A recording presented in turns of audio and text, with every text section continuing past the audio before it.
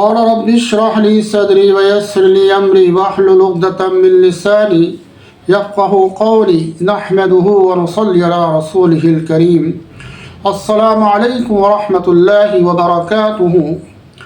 حضرات محترم، میری اور آپ کی اور تمام مسلمانوں کی کامیابی اللہ سبحانہ و تعالی نے اپنے مبارک دین کے اندر رکھی ہے۔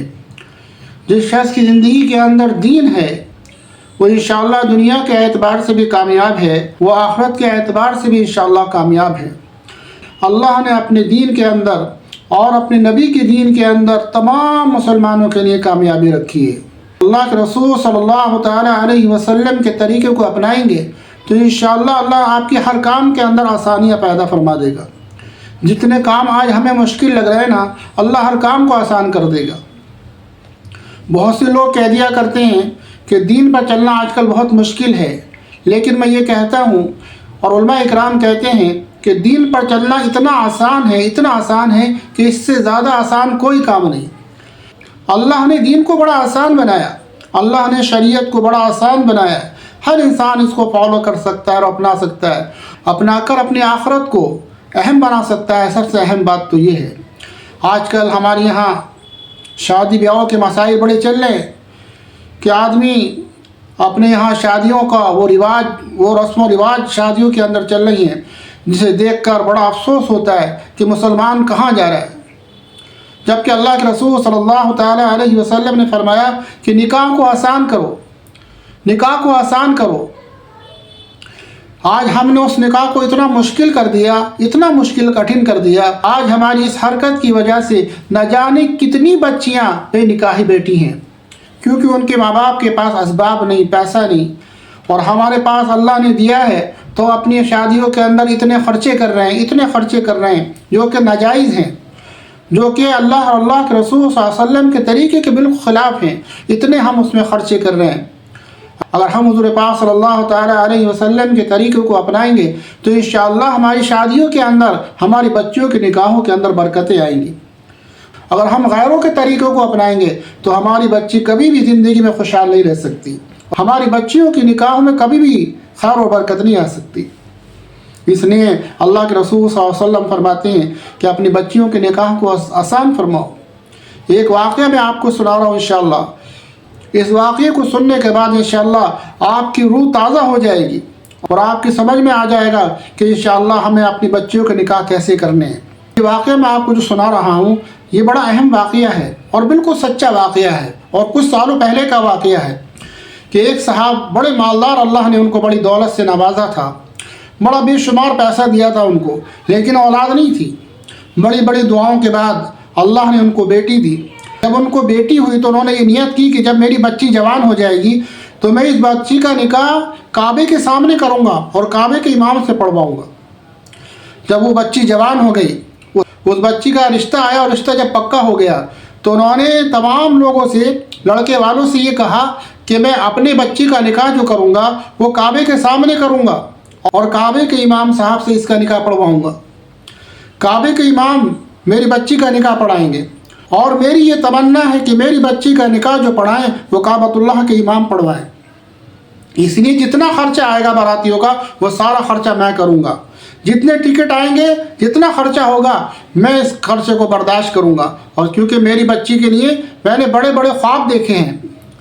بہرحال جب وہاں کے مفتی صاحب کو یہ پتہ چلا، وہاں کے امام صاحب کو یہ پتہ چلا کہ یہ اس طرح کا انہوں نے یہ تمنا کی ہے اور اس طرح کی یہ خواہش کر رہے ہیں اور اس طرح یہ نکاح کرنا چاہتے ہیں، تو انہوں نے ان کو بلایا اور مسجد میں سمجھایا کہ دیکھو آپ جو یہ کام کر رہے ہو، یعنی اپنی بیٹی کا نکاح کعبۃ اللہ کے سامنے کرنا چاہتے ہو، اس کی وجہ کیا ہے؟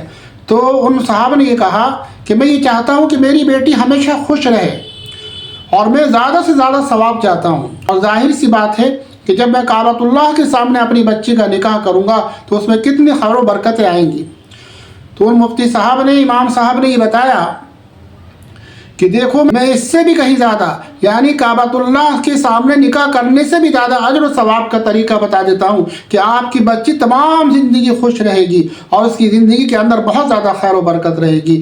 آپ یہ کام کریں، آپ کعبۃ اللہ کے سامنے جا کر اپنی بچی کا نکاح نہ پڑھائیں، بلکہ جو پیسہ آپ خرچ کرنا چاہتے ہیں اپنی بچی کی شادی میں، اور کعبۃ اللہ جانا چاہتے ہیں، اور اتنے باراتیوں کا خرچہ کرنا چاہتے ہیں، جتنا پیسہ آپ اپنی بچی کی شادیوں میں خرچ کرنا چاہ رہے ہیں اتنے ہی پیسے کو آپ اپنے محلے کے اور اپنے علاقے کی جتنی بے نکاحی بچیاں بیٹھی ہوئی ہیں ان کے نکاح کروا دیجیے۔ انشاءاللہ تعالی اللہ سبحانہ و تعالی کعبۃ اللہ سے زیادہ ثواب اس نکاح میں عطا فرما دے گا جو آپ نے کسی غریب بچی کی نکاح میں پیسہ لگایا۔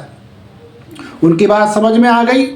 انہوں نے ایسا ہی کیا کہ اپنے علاقے میں جتنی غریب بچیاں تھیں ان کے نکاح انہوں نے کروا دیے۔ اللہ سبحانہ و تعالیٰ نے ان کو کتنا اجر و ثواب دیا ہوگا ہم تو اس کا اندازہ بھی نہیں لگا سکتے۔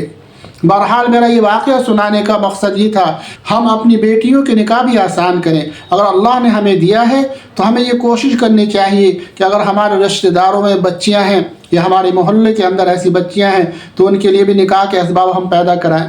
اپنی بیٹیوں کی شادیوں میں اتنا خرچہ نہ کریں جس کی وجہ سے ان بچوں کے نکاح کے پیغام ہی رک جائیں۔ یہ آج ہمارے یہاں سب سے بڑی خرابی یہی ہے کہ اللہ نے اگر ہمیں دیا ہے تو ہم اپنی بچیوں کی شادیوں میں نکاح میں اتنا پیسہ خرچ کر رہے ہیں اور ناجائز طریقے پر خرچ کر رہے ہیں۔ اس لیے ہماری یہ ذمہ داری بنتی ہے کہ اپنے مسلمانوں کی بچیوں کی بھی ہم فکر کریں، اپنے رشتہ داروں کی فکر کریں، تمام مسلمانوں کی فکر کریں اور اپنی شادیوں کو، اپنے بچوں کی نکاحوں کو آسان کریں۔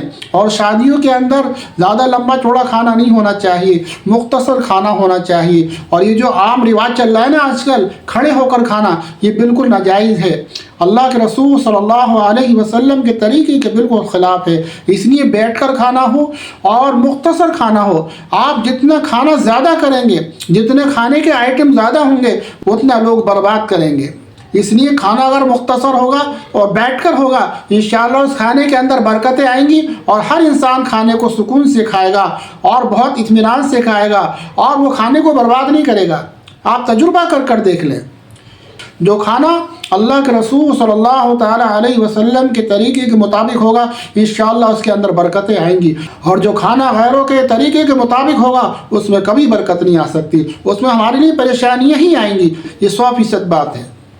اس لیے اللہ کے رسول صلی اللہ تعالیٰ علیہ وسلم کے طریقے پر آ جائیں، اپنی زندگی کے ہر ایک لمحے کے اندر، ہر طریقے کے اندر اللہ کے رسول صلی اللہ علیہ وسلم کا طریقہ لے کر آ جائیں انشاءاللہ۔ پھر دیکھیں گے ہم کہ ہماری زندگی میں اللہ کیسی برکتیں کرتا ہے، ہماری زندگیوں میں اللہ پھر کیسی آسانی لاتا ہے۔ اللہ تعالیٰ مجھے اور آپ کو عمل کرنے کی توفیق عطا فرمائے۔